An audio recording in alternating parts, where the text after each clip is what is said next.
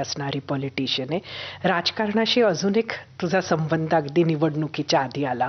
तू मुख्यमंत्री देवेंद्र फडणवीस यांची मुलाखत म्हणजे जाहीर मुलाखत तू घेतलीस.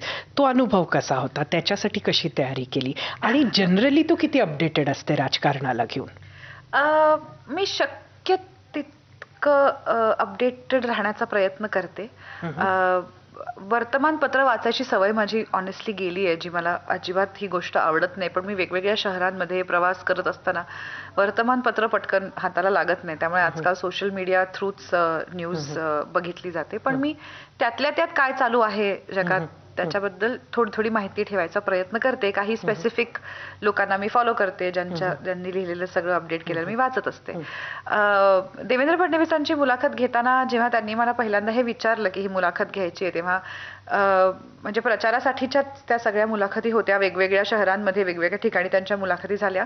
अनेक शहरांमध्ये अभिनेत्यांनी अभिनेत्रींनी त्यांच्या मुलाखती घेतल्या. पुण्यामध्ये त्यांना अशी मुलाखत हवी होती की त्यात रॅपिड फायर आणि असे प्रश्न कमी आणि पुण्यातल्या लोकांना पडतील असे खरे प्रश्न, तिथल्या इन्फ्रास्ट्रक्चरशी रिलेटेड प्रश्न, या सगळ्या गोष्टी जास्त असल्या पाहिजेत. तर त्याचा मी बऱ्यापैकी अभ्यास केला होता. मी काही लोकांना कामाला पण लावून ठेवलं होतं माझ्यासाठी रिसर्च करायला. तर मी बरंच वाचन केलं होतं बऱ्याच मुद्द्यांवरती मी.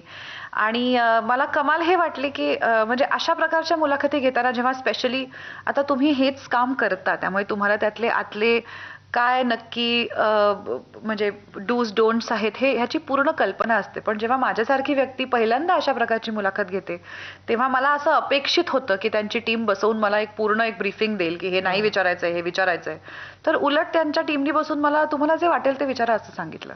तर ते मला खूप रिफ्रेशिंग वाटलं. तर त्यांचं असं म्हणणं की ते छान उत्तरं देतात, ते सगळ्याची उत्तरं देतात.